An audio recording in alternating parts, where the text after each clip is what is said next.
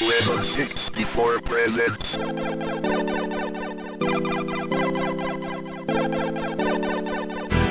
quick toilet video review. Sit back and enjoy the show.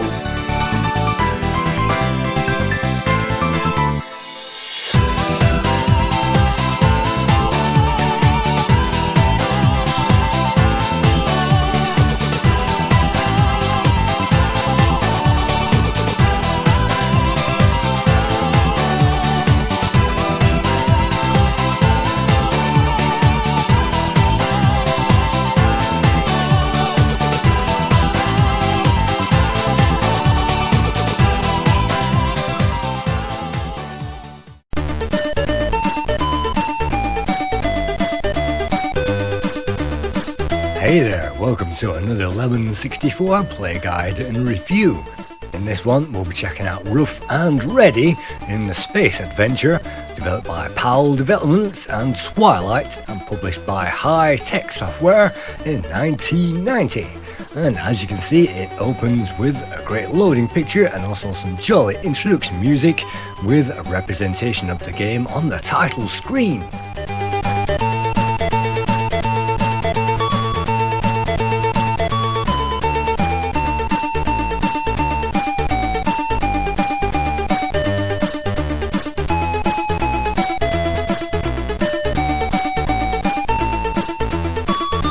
Checking out the reviews of this game and the comments online. Unfortunately, you won't find much on YouTube except for the long plays, and nobody tends to review this game. It's a game I fondly remember from back in the day, so without further ado, let's press that fire button and let's check this game out.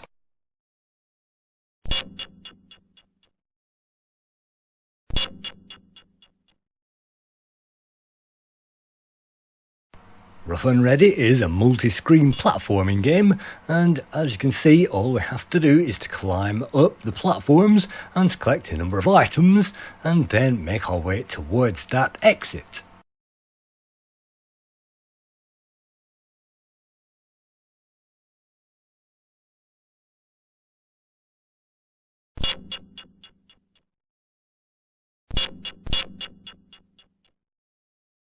As you can hear, there is no in-game music, unfortunately, and the original title music of the cartoon is nothing like the introduction music on the intro page.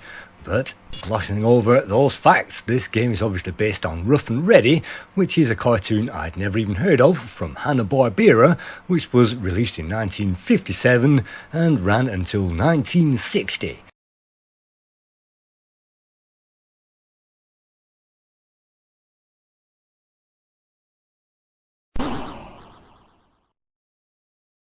This game is surprisingly difficult, yet you'll be staggered to believe that I actually completed this without any cheats back in the day, and I could do that pretty regularly, and now basically I have absolutely no idea how to play it. And you can see that we're collecting a few aliens, and the alien counter is on the very bottom of that screen on the information bar. And the aim of this game is to collect up all the Lily Punies, yes, that's what they're actually called, and in other words floating space aliens, and avoid getting killed. And look at that, most of the jumps in this game require pixel perfect timing, and it's surprising, yes, I used to be able to run through this at high speed like a turrican game. But you can see that it's not very easy, and of the 3 lives that we start with, we're down to 2, and we have those which continue all the way through the game. So you cannot collect any extra lives, and we can collect a few items later on, but for now let's try to concentrate on surviving.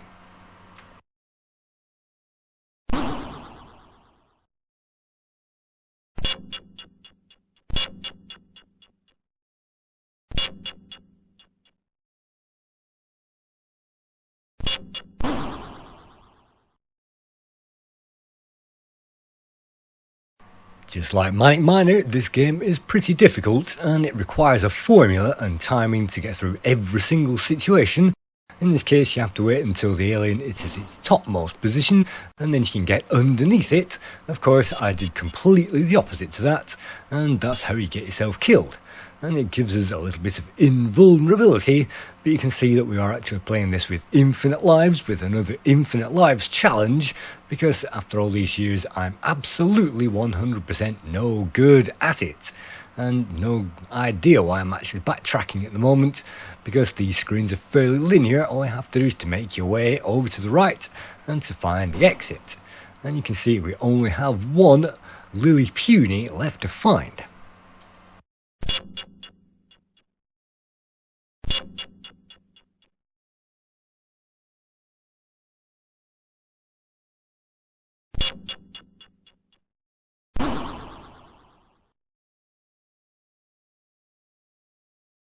And here we are, this is the final screen on level 1, and let's just climb up that very easy platform and tag that Lily Puny, and then we can get out of here via that cave.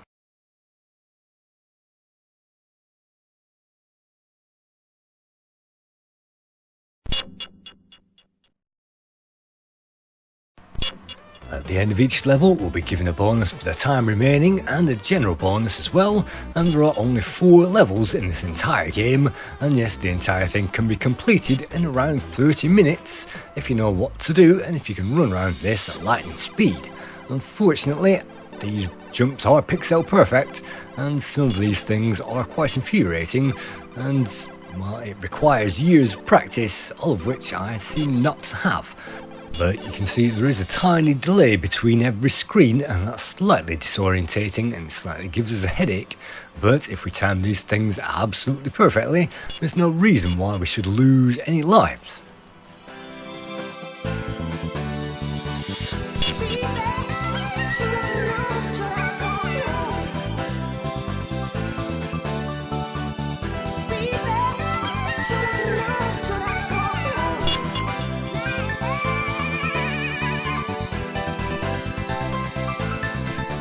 I feel it's good that this game doesn't come with any music, because it means you can concentrate on all these difficult mastering jumps, and in another way I feel like the game is pretty lonely without any music and leaves the player out on a limb. But if you can get over that and concentrate and simply explore these caverns, then it's not too difficult and it's not absolutely infuriating. It's just that you'll have to master 1 or 2 things on every given level to get through it in one piece, and sometimes I find that the 4th out of the 4 levels is the easiest one, and the 2nd level, which this is probably the most difficult.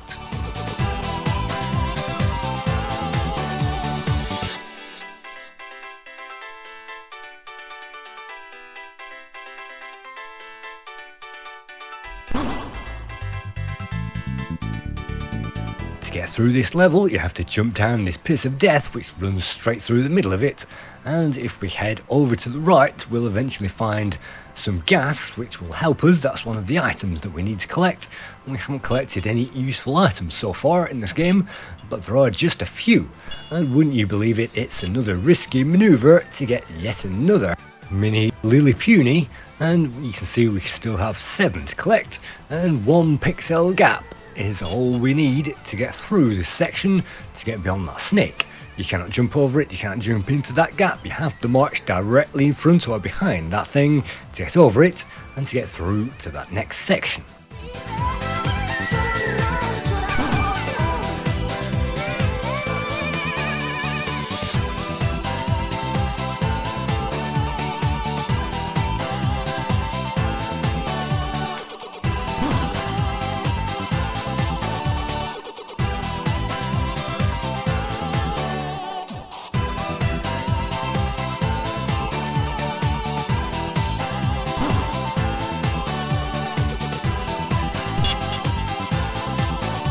Learning to master this game used to be fun back in the day, but right about now I find it's a pretty difficult job and reminds me of maybe a gremlin game like Monty on the Run, where everything has to be avoided by the merest pixel, and you have to absolutely cane this game and know absolutely what you're supposed to do. And well, in this particular case, obviously you're supposed to jump over this thing, and that's how you're supposed to do it. So some things are relatively easy and some things are relatively difficult, and as I say, this 2nd level is probably the most difficult in the entire game. So if you can get through this, then you can probably complete the rest, no problem. and despite trying to complete this the legitimate way, I've probably lost about 20 lives on this thing already. And we are only just about to discover the second item on this level, and that is the bellows, and you have to use that to inflate the balloon to get you up through that pit of death. And bellows are great, reminds me of Terramex, and it's a pity that there are only 4 items to collect in this entire game, and it's a pity that the pixel perfect maneuvers are so finicky that you have to do those with absolute precision. And let's try to do that again the legitimate way.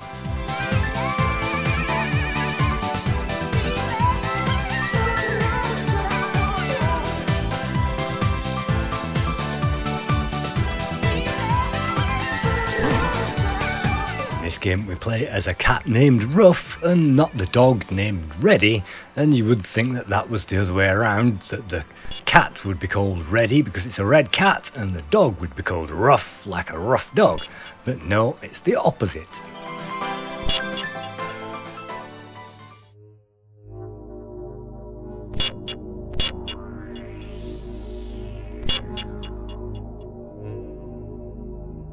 At the risk of making this look easy for a second, let's just dive on that balloon and see where it takes us.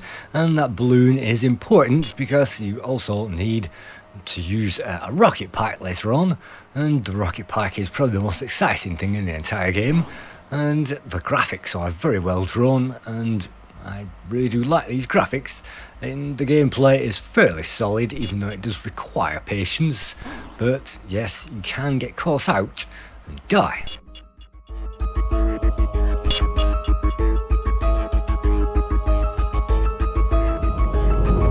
Unfortunately, that jetpack is a one-way ticket, and unfortunately we'll have to move around that level to get back to that jetpack. Not that we'll need it anymore if we get past this area, and it's more easier said than done, of course, and sometimes going for these bonuses is a death trap. You're best off just running through the level and trying to get through it. And of course another pit of death reveals yet more snakes and yet more hidden areas, and in here we'll find a few more gems which give us more score.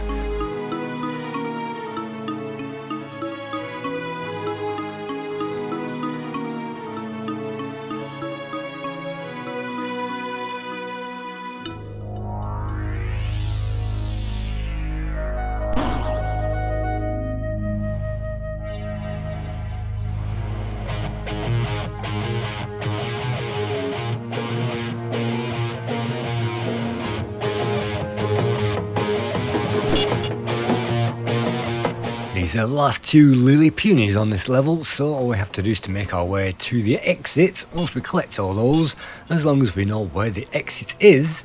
And at this point I can't actually remember where the exit is, and all I have to do actually is drop down here and move to the left.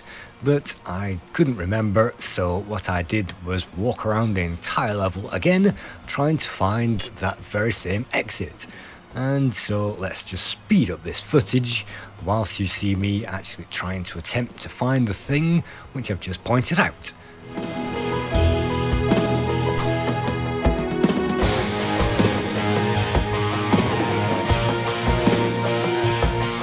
Ruff and Reddy was coded by Andrew Swan, who moved on to Defenders of the Earth, Cool World and Alfred Chicken on the Amiga.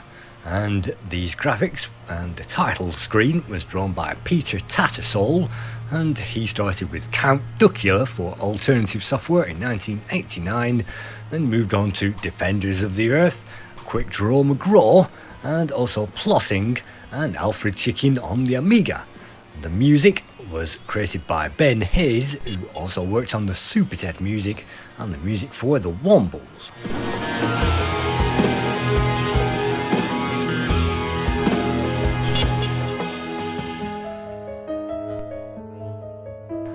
Ruff and Reddy was created by High Tech under the development of PAL Developments and Twilight, who between them created most of the High Tech games and almost all of the conversions of popular cartoon licenses. and I believe they began with Yogi Bear and the Greed Monster, and Yogi's Great Escape, and moved on to Atom Ant, Hong Kong Phooey #1 Super Guy that we've reviewed already, and Ruff and Reddy came along all in 1990, as well as Top Cat and Scooby-Doo, and after that it was Roadrunner, Oogie Doggy, Doggy Daddy and the Jetsons. And so there was lots of high-tech licenses out there, and between Twilight and PAL Developments they conquered them all. And as you can see, we're onto a brand new level, and this is pretty easy. All we have to do again is to move through another linear level to collect all those bonuses, and if you know what to do, this is very easy, but again it's timing, and timing is everything in this game.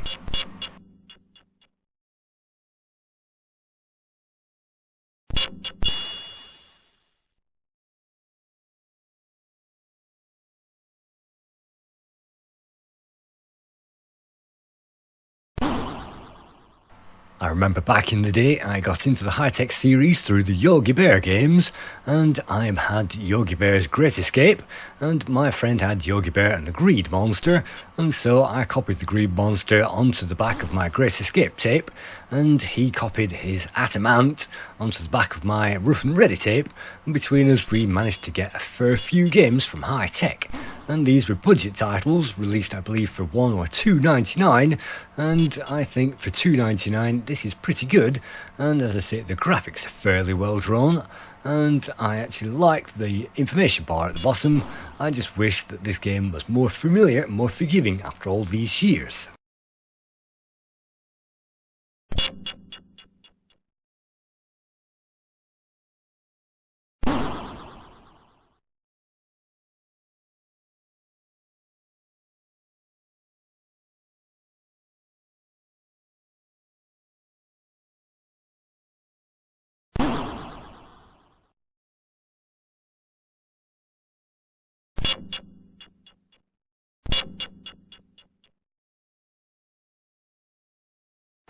Just like level 2, this one also has a backtrack section where you can take various routes throughout the level, and this one also contains a moving platform to avoid the snakes. And unfortunately, if I jump out of here, if I can jump out of here, I will simply return back to an earlier point of this level, and I'm actually going the entire wrong way. So what I'm supposed to do is follow this and go around the correct way, and thank God I have infinite lives because this game would be a nightmare otherwise. And you can see those snakes are fairly well drawn, although they do move at lightning speed, which is the opposite to how a snake or a worm actually moves, and they actually move quicker than the robots who move rather slowly. And you can see other things on the level reminding us of maybe Dan Dare and other crazy alien games, and you can see yet more pixel dodging as we move through onto another section to pick up the very last Lilliputian on this level. And all we have to do is to stand here, and now that we have the gadget we can free that guy and move on to the very final level and the easiest level in this entire game, and probably my favourite level of them all.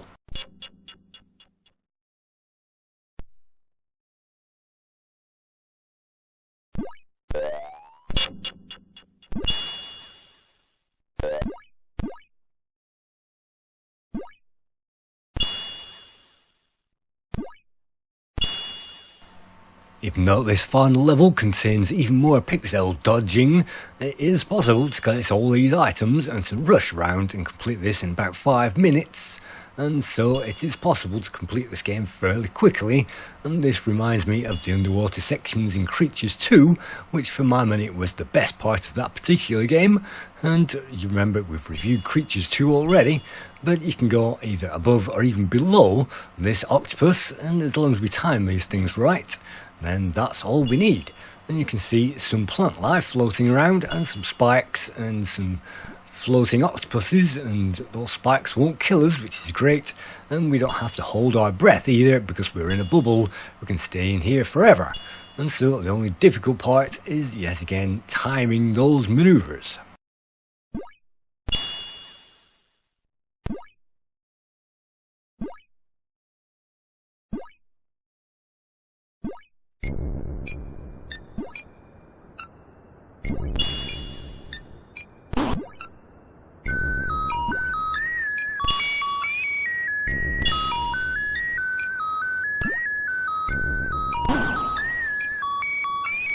Like many games on the Commodore 64, I learnt to memorise this with infinite lives, and learnt to play the game, and then I switched those infinite lives off and learnt to play it properly until I could do it all the way through. And that's how I completed so many games on the Commodore 64, to practice until it felt very easy, and then just to rush through it and complete it. And some of these things feel more difficult than they should be, and some of these things feel like a hazard that you can only master after repeated plays, and because this game only gives us 3 lives, you have to get to the final level with all those lives in order to practice it. And so, of course, the cheat with the trainers is a great option for this type of game. And it's a pity that most players have never even seen this final level, having died on it, or they've probably cheated their way all the way through.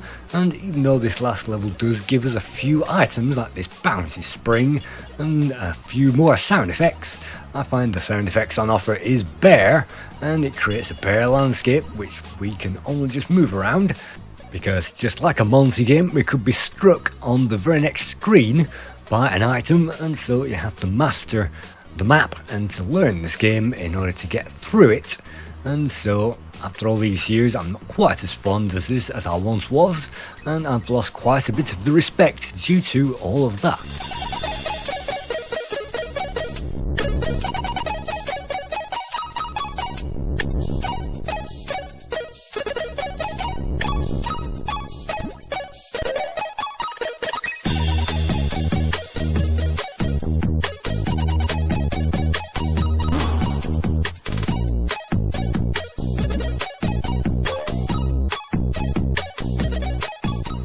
Taking a look at the scores, I could only find 2 scores. The first one was your Commodore, who awarded this 82% for the great graphics, the great level design, and, well, they said great handling and great controls, and it has the playability, and the current Lemon 64 score is 68%. So the mean average is 7.5 out of 10, and it could deserve it if it was a lot easier. This is meant to be for kids, and yes, I did complete this when I was, well, 13, 14 years old, perhaps, and I can't do it now, so if it was for kids then, maybe kids have more patience than I have at the moment.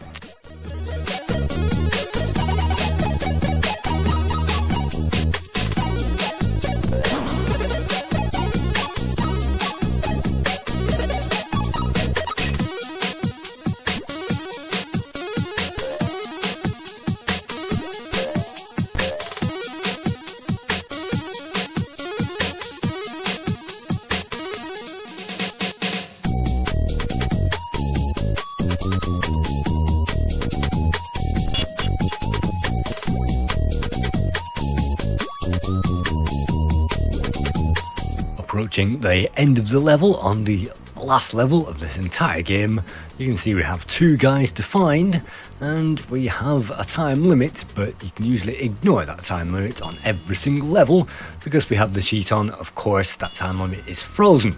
And I'll just mention that this game has a very odd cheat mode. If you press all of the keys on the left hand side and all of the keys on the right hand side of the keyboard, emitting a number of those, it could be escape or F1, I'm not quite sure, but basically if you hammer the left and the right and then the left and the right hand side of that keyboard, the screen will flash, and that will give you infinite lives. And yes, I discovered that cheat mode because I died. I, using my fists, hammered the left and the right side of the Commodore 64 keyboard repeatedly, and the screen flashed on the title page. I was so amazed that I actually wrote into Commodore format and they printed my cheat, and I can't remember what issue that was in, but my cheat was in there. Basically, hammer your fists on the keyboard in a mad tantrum and it will award you infinite lives. And this is the only game that I've ever found on any computer where a mad tantrum on the keyboard awards just what the player wanted. And in this case, it means that we've completed the game.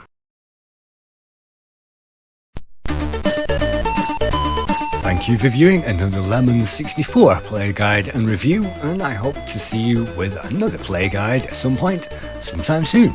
Thank you.